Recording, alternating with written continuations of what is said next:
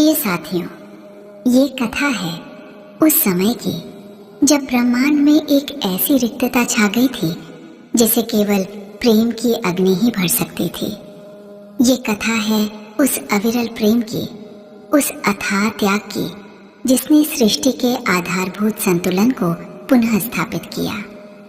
ये कथा है उस दिव्य शक्ति की जिसने अपने आराध्य को पाने के लिए स्वयं को अग्नि में तपाया, कष्टों की हदें पार की और अंततः शिव शक्ति का वो शाश्वत मिलन कराया जिसे अनादि काल से नियति ने रचा था। कथा का आरंभ वहीं से होता है जहां एक गहरा घाव था।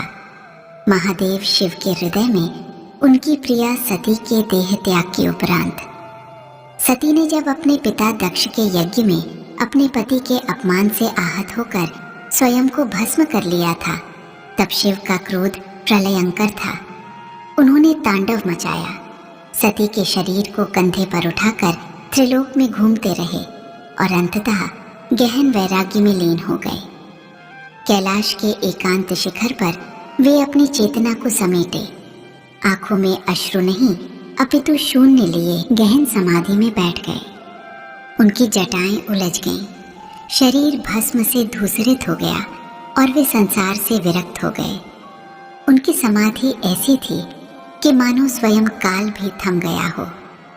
देवताओं को भय सताने लगा। शिव के बिना सृष्टि अधूरी थी। असुरों का आतंक बढ़ने लगा था और उन्हें रोकने वाला कोई नहीं था।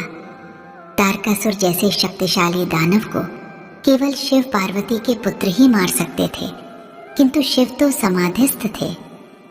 इसी गहन संकट की घड़ी में प्रकृति ने एक आशा की किरण जलाई। हिमालय, पर्वतराज और उनकी पत्नी मेना के घर एक अनुपम कन्या ने जन्म लिया। वो कोई साधारण शिशु नहीं थी, वो साक्षात आदि शक्ति का ही अंश थी, जिसने सती के रूप में देह त्याग कर अब पार्वती के रूप में पुनः अवतरण लिया था। जब वो छोटी थी, उसके नयनों में एक अद्भुत तेज था और उसके हृदय में अनादि प्रेम की एक अव्यक्त भावना पल रही थी। उसके जन्म से ही कैलाश की नीरवता में भी एक सूक्ष्म स्पंदन महसूस हुआ था, जैसे किसी दूरस्थ वीणा का तार धीरे से बज उठा हो। वो बरी हुई सौंदर्य की प्रतिमूर्ति थी, पर उसके सौंदर्य से कहीं अधिक उसकी आंखों में एक ऐसी पवित्रता थी जो केवल परम प्रेम को ही समर्पित थी। वो बचपन से ही महादेव की कथाएं सुनती, उनके गुणों का बखान करती और अनजाने ही उनके प्रति आकर्षित होती चली गई। उसका नाम पार्वती था, पर्वत की पुत्री, जो पर्वत से अडिग थी, पर्वत से शांत, किंतु भीतर ही भीतर एक ज्वाला जल रही थी। माता पिता ने उसे लार प्यार से पाला, किंतु पार्वती का मन तो कहीं और ही रमा था। वो जब भी कैलाश की ओर देखती, उसे एक खिंचाव महसूस होता। नियति ने अपना खेल आरंभ कर दिया था। देवों की प्रार्थना पर हिमालय ने पार्वती को शिव की सेवा में लगाने का प्रस्ताव रखा। शिव के गणों ने और स्वयं महादेव ने भी इसे स्वीकार कर लिया। महादेव की सेवा? मुझसे भला क्या हो पाएगी? पार्वती ने सकुचाते हुए सोचा, पर उसके हृदय में एक अदम्य उत्साह भर गया और इस प्रकार पार्वती कैलाश पर पहुंची। वो महादेव की सेवा करती, उनकी कुटिया साफ करती, पूजन सामग्री जुटाती, फूल पत्ते अर्पित करती। वो सोचती, शायद मेरी इस सेवा से मेरे भोलेनाथ का हृदय थोड़ा पिघलेगा। पर शिव तो समाधि में लीन थे। उनकी आंखें नहीं खुलती थीं, उनका ध्यान नहीं टूटता था। पार्वती उन्हें देखती रहती, घंटों निहारती और उनके हृदय में एक टीस उठती। क्या कभी वो मुझ पर एक दृष्टि डालेंगे? दिन बीतते गए, ऋतुएं बदलती गईं, पर शिव की समाधि नहीं टूटी। पार्वती की सेवा निष्ठा से भरी थी, पर शिव का मौन उसे और भी गहरा दुख देता था। वो अपनी सारी भावनाएं अपने भीतर समेटे रहते, कभी किसी से कुछ न कहते। देवता व्याकुल थे। तारकासुर का अत्याचार बढ़ता ही जा रहा था। उन्होंने सोचा कि किसी भी तरह शिव को समाधि से जगाना होगा। कामदेव, प्रेम के देवता, को इस कठिन कार्य के लिए चुना गया। रति के पति, रूप के सागर कामदेव ने अपनी पत्नी के साथ मिलकर कैलाश की ओर प्रस्थान किया। उन्होंने वसंत ऋतु का आह्वान किया, फूलों की सुगंध फैलाई, पक्षियों के मधुर कलरव से वातावरण को गुंजायमान कर दिया। पार्वती भी उस समय शिव के समक्ष खड़ी थी, एकटक उन्हें निहारते हुए। कामदेव ने अपना धनुष उठाया और पुष्प बाण शिव पर साधा, एक क्षणिक विचलित करने वाला प्रयास। और जैसे ही वो बाण शिव तक पहुंचा, महादेव की आंखें खुल गईं। क्रोध की अग्नि से लाल उनकी तीसरी आंख खुल गई। कौन है ये धृष्ट जिसने मेरी समाधि भंग करने का दुस्साहस किया? उनकी आवाज गरजती हुई निकली और एक पल में कामदेव भस्म होकर राख के ढेर में बदल गए। पूरा ब्रह्मांड कांप उठा। रति का करुण क्रंदन कैलाश को चीर गया। पार्वती भयभीत खड़ी थी। उसके पैरों तले जमीन खिसक गई। उसने अपने सामने एक देवता को भस्म होते देखा था और उस अग्नि का ताप उसके हृदय तक पहुंच गया था। शिव ने पुनः अपनी आंखें बंद कर लीं, मानो कुछ हुआ ही न हो। पार्वती अकेली खड़ी थी, निशब्द, निस्तब्ध। उसके मन में एक भयानक प्रश्न कौंध रहा था, क्या मेरा प्रेम कभी स्वीकार होगा? क्या इतने कठोर हृदय वाले को मैं कभी पा सकूंगी? उस दिन पार्वती ने समझा कि केवल सेवा, केवल सौंदर्य और केवल बाह्य प्रयास से महादेव को नहीं पाया जा सकता। उन्हें पाने के लिए स्वयं को उनकी ही तरह विरक्त और तपस्या में लीन करना होगा। प्रेम की राह कांटेदार थी और उस राह पर चलने के लिए उसे अपने सारे सुखों, सारे आरामों का त्याग करना होगा। उसी क्षण पार्वती ने एक कठोर निर्णय लिया। उसने अपनी माता मीना और पिता हिमालय से कहा, मैं अब महादेव को केवल तपस्या से ही प्राप्त करूंगी। मुझे अब ये राजसी वस्त्र, ये आभूषण नहीं चाहिए। मुझे कैलाश छोड़कर घनघोर वन में जाकर तपस्या करनी है। मीना व्याकुल हो उठी, मेरी पुत्री, तू इतनी कोमल है, तू कैसे ये सब सहन करेगी? जंगलों में हिंसक पशु, भयानक ठंड, अग्नि जैसी गर्मी, ये सब तू कैसे सहेगी? उन्होंने उसे रोकने का हर संभव प्रयास किया, समझाया, आंसुओं से भरी आंखों से निहारा। मेरी उमा, मेरा कलेजा, तू ऐसा मत कर। पर पार्वती अडिग थी। उसके नयनों में दृढ़ संकल्प था। माता, महादेव को पाने के लिए मुझे इससे भी कठिन पथ से गुजरना होगा। यदि मेरा प्रेम सच्चा है तो वो अवश्य मुझे स्वीकार करेंगे। पार्वती ने अपने राजसी वस्त्रों का त्याग किया। रेशमी साड़ियों की जगह उसने वलकल पहने, फूलों की मालाओं की जगह रुद्राक्ष धारण किया। अपने सुंदर केशों को भी उसने जटाओं में बांध लिया। वो कैलाश से दूर एक घने वन में चली गई, जहाँ केवल सन्नाटा था और प्रकृति का कठोर नियम। उसकी तपस्या आरंभ हुई। पहले उसने फल खाकर अपना जीवन निर्वाह किया, फिर केवल पत्ते खाए। उसके बाद उसने ये भी त्याग दिया, उसने केवल हवा पीकर रहना शुरू किया। वो गर्मी में पंच अग्नि के बीच बैठती।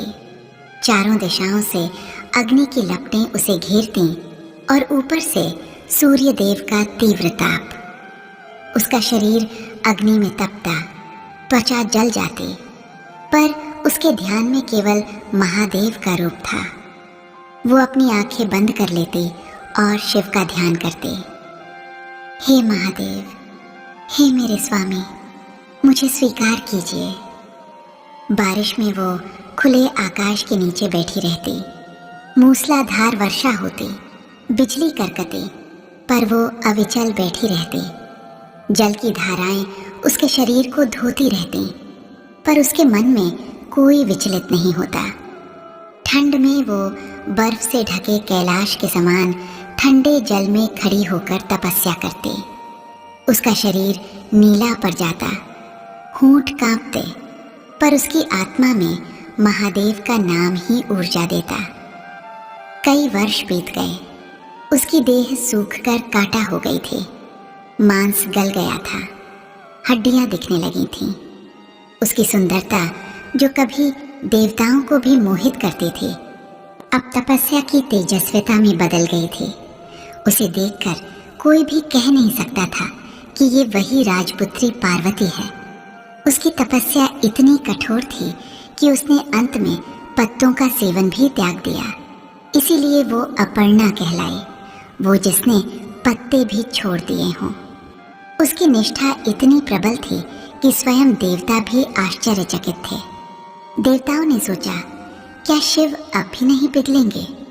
ब्रह्मा, विष्णु और अन्य देवताओं ने शिव से प्रार्थना की कि वे पार्वती की तपस्या स्वीकार करें, पर शिव तो त्रिकालदर्शी थे। वे जानते थे कि पार्वती की भक्ति कितनी सच्ची है, पर वे उसे परखना चाहते थे। एक दिन एक वृद्ध ब्राह्मण का रूप धारण कर शिव पार्वती के पास पहुंचे। पार्वती तपस्या में लीन थी, पर उस ब्राह्मण को देखकर उसने सम्मान पूर्वक आसन दिया। ब्राह्मण ने पूछा, हे तपस्विनी, तुम इतनी कठोर तपस्या क्यों कर रही हो? तुम्हारे सौंदर्य को तो राजभवनों में होना चाहिए, यहाँ जंगल में इतनी पीड़ा क्यों सह रही हो? पार्वती ने मौन रहकर ही उन्हें उत्तर दिया। ब्राह्मण ने फिर पूछा, क्या तुम किसी देव को प्रसन्न करना चाहती हो या किसी महान वर की कामना है? तब पार्वती ने धीरे से कहा, मैं महादेव शिव को पति रूप में प्राप्त करना चाहती हूँ। ये सुनकर ब्राह्मण हंसने लगा, एक ऐसी हंसी जो कर्कश थी, अपमानजनक थी। क्या तुम उस शिव को पति बनाना चाहती हो? अरे वो तो शमशान में रहने वाला, भूत प्रेतों का स्वामी, दिगंबर, भस्म लपेटे, सिर पर जटाधारी, विष पीने वाला। उसकी कोई कुलवंश नहीं, कोई घर नहीं, कोई पहचान नहीं। भला तुम जैसी अनुपम सुंदरी राजपुत्री उस भिखारी जैसे शिव से विवाह क्यों करना चाहती हो? क्या तुम्हें कोई और वर नहीं मिला? मैं तुम्हें एक सुंदर धनी राजकुमार से विवाह करने का सुझाव देता हूँ, जो तुम्हें सारे सुख देगा। उस शिव में ऐसा क्या है जो तुम उसके लिए अपने प्राणों को दांव पर लगा रही हो? ब्राह्मण के एक एक शब्द पार्वती के हृदय पर बाण की तरह चुभ रहे थे। उसका चेहरा क्रोध और अपमान से लाल हो गया। उसकी तपस्या का तेज अब एक प्रचंड ज्वाला बन गया था। उसकी आंखें जलने लगीं। उसने क्रोधित स्वर में कहा, चुप हो जाओ हे ब्राह्मण, तुमने महादेव का अपमान किया है। तुम उनकी महिमा को क्या जानोगे? तुम उनके स्वरूप को नहीं पहचानते।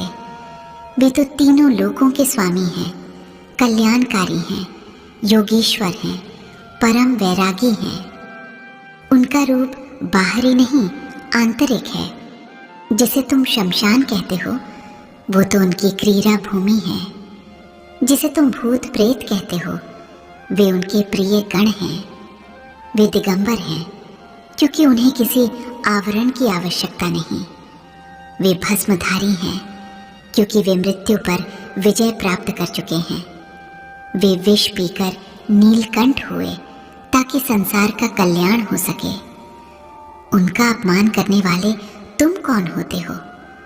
मेरा प्रेम शिव से है और मैं उन्हीं को प्राप्त करूंगी। यदि तुम्हें मेरे महादेव की निंदा करनी है तो यहाँ से चले जाओ। मैं उनके अलावा किसी और का चिंतन नहीं कर सकती और ना ही किसी और को अपना पति स्वीकार कर सकती हूँ। यदि तुमने फिर एक शब्द भी कहा तो मेरी तपस्या का फल तुम्हें भस्म कर देगा। पार्वती के इस प्रचंड क्रोध और अदम्य प्रेम को देखकर ब्राह्मण चकित रह गया। उसने ऐसा प्रेम, ऐसी निष्ठा कभी नहीं देखी थी। वो मन ही मन मुस्कुराया, पर फिर भी पार्वती की परीक्षा लेने के लिए वो उठकर जाने लगा। ठीक है, यदि तुम ऐसे अपवित्र व्यक्ति से विवाह करना चाहती हो तो करो, मैं चलता हूँ। जैसे ही ब्राह्मण मुड़ा, पार्वती ने हाहाकार करते हुए कहा, नहीं, तुम ऐसे नहीं जा सकते। तुमने मेरे महादेव का अपमान किया है, मैं तुम्हें जाने नहीं दूंगी। या तो तुम उनसे क्षमा मांगो या मुझे अपने प्राण त्यागने होंगे। और जैसे ही पार्वती ने ये कहा, ब्राह्मण ने अपना रूप त्याग दिया। उसके स्थान पर स्वयं त्रिलोकीनाथ महादेव प्रकट हो गए। उनके माथे पर चंद्रमा चमक रहा था, गंगा उनके जटाओं से बह रही थी और उनका तीसरा नेत्र शांत था। उनके गले में मुंडमाला नहीं बल्कि एक दिव्य मुस्कान थी। शिव ने अपनी भुजाएं फैलाई और करुणा भरे स्वर में कहा, देवी, तुम्हारी तपस्या से, तुम्हारे प्रेम से मैं अत्यंत प्रसन्न हूँ। तुम्हारी निष्ठा अगाध है। मैंने तुम्हें परखने के लिए ही ये रूप धारण किया था और तुम हर कसौटी पर खरी उतरी हो। आज से तुम मेरी अर्धांगिनी हो। मैं तुम्हें वचन देता हूँ कि मैं तुम्हें अपनी पत्नी के रूप में स्वीकार करता हूँ। पार्वती की आंखों से अश्रुधारा बह निकली। ये अश्रु दुख के नहीं, अपितु वर्षों के त्याग और तपस्या के फल स्वरूप मिले आनंद के थे। उसकी सारी पीड़ा, सारा कष्ट एक क्षण में लुप्त हो गया। उसने देखा, जिस शिव के लिए उसने अपने प्राणों की बाजी लगा दी थी, वो स्वयं उसके सामने खड़े थे, प्रेम की मूर्ति बनकर। ये दृश्य इतना भावुक था कि स्वयं देवता भी आकाश से पुष्प वर्षा करने लगे। जय शिव पार्वती के जयकारी गूंज उठे। हिमालय पर्वत हर्ष से झूम उठा। नदियां कलकल करती हुई बहने लगीं। वनस्पति में नई कोपलें फूट पड़ीं। महादेव ने पार्वती को उठाया और उन्हें आलिंगन किया। उस क्षण आदि शक्ति और आदि देव का मिलन हो गया। शिव ने पार्वती से विवाह का प्रस्ताव रखा। पार्वती ने लज्जा से सिर झुका लिया, पर उसके हृदय में अपार प्रसन्नता थी। वो महादेव को अपने माता पिता के पास ले गई। हिमालय और मीना अपनी पुत्री की तपस्या सफल होते देख भाव विभोर हो गए। उन्होंने सहर्ष इस विवाह को स्वीकार किया। अब विवाह की तैयारियां आरंभ हुईं। तीनों लोकों में उत्साह का वातावरण था। देवता, गंधर्व, यक्ष, किन्नर सभी प्रसन्न थे। पर शिव का विवाह कोई साधारण विवाह नहीं था। उनकी बारात भी अद्भुत थी। भूत, प्रेत, पिशाच, गण, डाकिनियां सभी अपने विकराल स्वरूप में शिव के साथ चले। कोई त्रिशूल लिए था, कोई डमरू बजा रहा था, कोई भस्म लपेटे था। स्वयं नंदी, शिव का प्रिय वाहन, उनके साथ था। ये बारात जब हिमालय के द्वार पर पहुंची तो मीना ने जब इसे देखा तो वे भयभीत हो गईं। मेरी बेटी ने ये किसके साथ विवाह करने का निश्चय किया है? ये तो कोई साधारण पुरुष नहीं, ये तो भयानक दिखता है। मेरी उमा इतनी सुंदर है और ये? वे अपनी पुत्री को इस विचित्र वर के साथ कैसे देख पाती? उन्होंने पार्वती को समझाने का प्रयास किया। रोने लगी, मेरी बच्ची, तूने ये क्या किया? पर पार्वती शांत और निश्चल खड़ी थी। उसने अपनी माता की ओर देखा और कहा, माँ, आप बाहर के रूप पर मत जाइए। ये मेरे महादेव हैं, ये मेरे स्वामी हैं। इनका बाहरी स्वरूप भले ही आपको ऐसा लगे, पर इनका हृदय करुणामय है। इनका प्रेम अनंत है। इन्हीं के लिए मैंने अपनी देह को तपाया है। इन्हीं के लिए मैंने सब कुछ त्यागा है। आप इन पर विश्वास कीजिए। पार्वती की आंखों में जो दृढ़ता और प्रेम था, उसे देखकर मीना को कुछ शांति मिली। हालांकि उनका मन अभी भी थोड़ा सशंकित था। और अंततः वह शुभ घड़ी आई। विवाह मंडप सजाया गया। ब्रह्मा स्वयं पुरोहित बने। विष्णु और सभी देवता उपस्थित थे। शिव और पार्वती ने अग्नि के समक्ष 7 फेरे लिए। वे अग्नि की परिक्रमा कर रहे थे और हर परिक्रमा के साथ ब्रह्मांड में एक नई ऊर्जा का संचार हो रहा था। ये केवल 2 आत्माओं का मिलन नहीं था, ये शिव और शक्ति का, पुरुष और प्रकृति का, ज्ञान और क्रिया का, वैराग्य और प्रेम का मिलन था। पार्वती ने कितनी कठिन तपस्या की थी, ये केवल वही जानती थी। कितने वर्षों तक उसने उपवास सहा, त्याग किया और अपमान झेला। ये सब उस अमर प्रेम के लिए था जो उसे महादेव से मिला। उसकी आंखों में कभी निराशा नहीं आई, उसके मन में कभी संदेह नहीं उठा। वो जानती थी कि उसका प्रेम सच्चा है और सच्चे प्रेम को अंततः विजय मिलती ही है। ये विवाह केवल शिव और पार्वती का विवाह नहीं था, ये ब्रह्मांड का कल्याण था।